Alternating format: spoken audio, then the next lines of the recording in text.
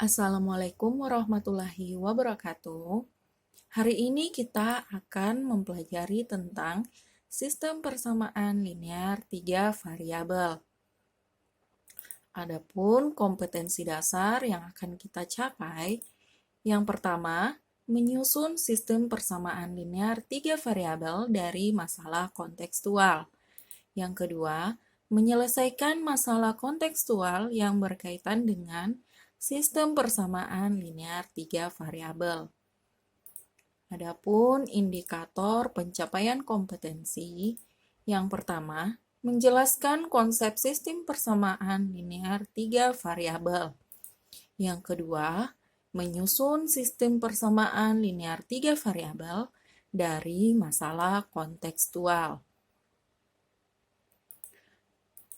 Nah, di SMP dulu, kita sudah mempelajari tentang sistem persamaan linear 2 variabel atau yang biasa disingkat dengan SPLDV. Jadi tentunya kita sudah tahu bagaimana cara menyelesaikan SPLDV dengan cara eliminasi, substitusi, dan gabungan eliminasi dan substitusi. Dan juga dengan metode grafik. Nah, pada pembahasan kali ini kita akan membahas tentang SPLTV yang caranya sama, yaitu kita akan menggunakan metode eliminasi, metode substitusi, dan metode gabungan antara eliminasi dan substitusi. Bedanya di SPLDV menggunakan 2 variabel dan di SPLTV dengan 3 variabel. Nah, apa sih SPLTV itu? Sistem persamaan linear 3 variabel adalah sistem persamaan yang memuat 3 variabel dengan pangkat tertingginya adalah 1. Adapun bentuk umum dari sistem persamaan linear 3 variabel dalam X dan juga Z dapat dituliskan sebagai berikut. AX tambah BY tambah CZ sama dengan D. EX tambah FY tambah GZ sama dengan H. IX tambah JY tambah KZ sama dengan L. Atau bisa juga A1X ditambah B1Y ditambah C1Z sama dengan D1. A2X ditambah B2Y ditambah C2Z sama dengan D2. A3X ditambah B3Y ditambah C3Z sama dengan D3. Jadi kita bisa menggunakan bentuk umum di sini salah satunya saja yang kita pahami lah. Nah, A, B, C, D, E, F, G, dan seterusnya, atau A1, B1, C1, dan seterusnya, adalah bilangan-bilangan real.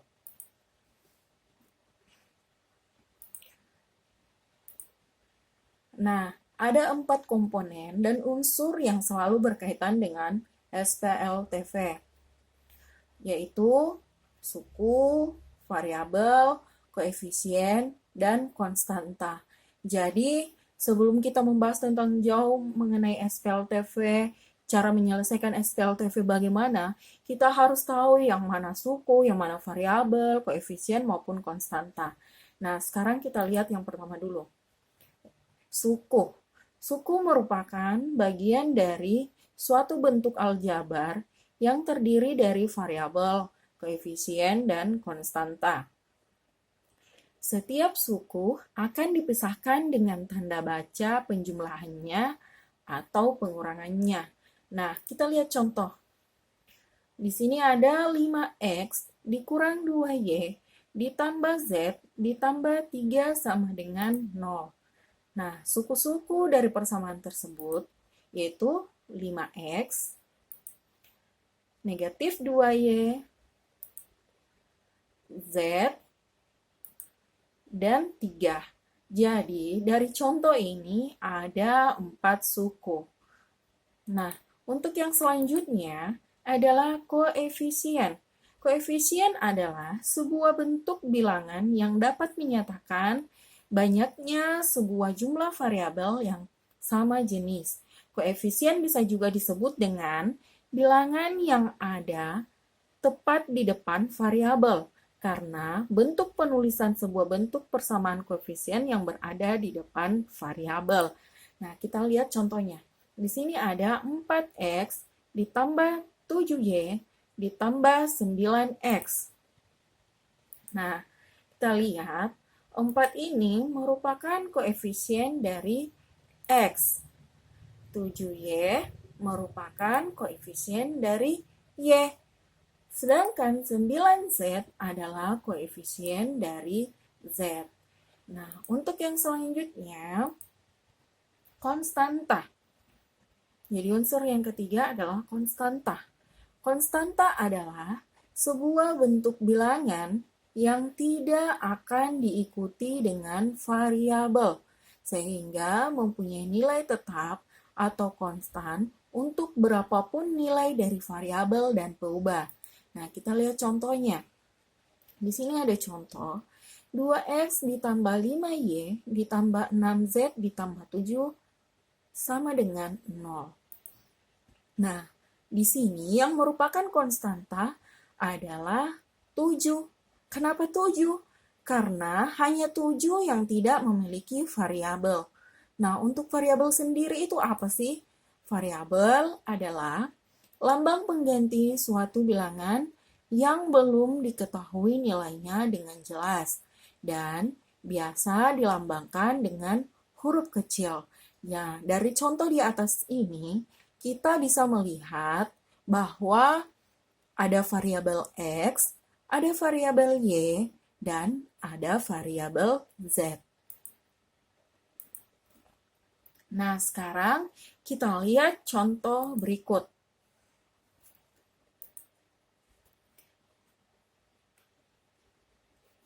Di sebuah toko, Dini membeli 3 buah apel, 2 buah jeruk, dan 4 buah pisang seharga 49.000.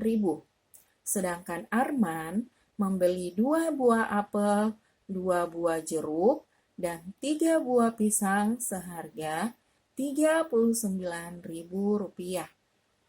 Nah, dari soal cerita ini, kita akan membuat model matematikanya dulu. Nah, kita buat model matematikanya. Kita misalkan, apel itu sama dengan X, jeruk sama dengan Y, dan pisang sama dengan Z. Nah, kita langsung saja lihat bagaimana model matematikanya. Nah, di soal, tadi Dini membeli 3 buah apel, 2 buah jeruk, dan 4 buah pisang seharga 49.000. Jadi, model matematikanya 3x ditambah 2y ditambah 4z sama dengan 49.000. Jadi, 3 ini apel, 2 ini jeruk, dan 4 ini adalah pisang. Sedangkan 49.000 adalah harga yang harus dibayar oleh Dini. Nah, sedangkan Arman tadinya membeli 2 buah apel, 2 buah jeruk, dan 3 buah pisang seharga 39.000 rupiah. Nah, model matematikanya sama saja caranya seperti yang pertama.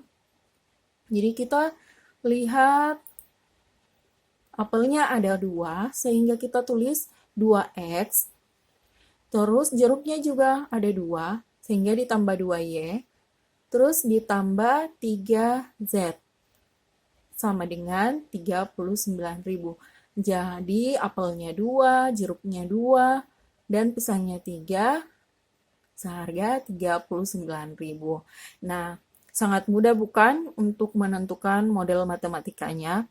Jadi, nanti kita akan dipertemukan dengan soal-soal cerita. Namun, kita akan membuat model matematikanya dulu sebelum melakukan penyelesaian yang lebih lanjut. Nah, sekarang tugas kalian adalah mencoba membuat model matematika berikut. Nah, demikianlah untuk pertemuan kita kali ini.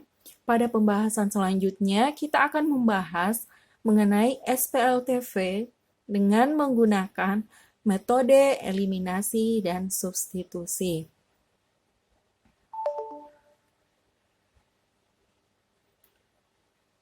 Assalamualaikum warahmatullahi wabarakatuh.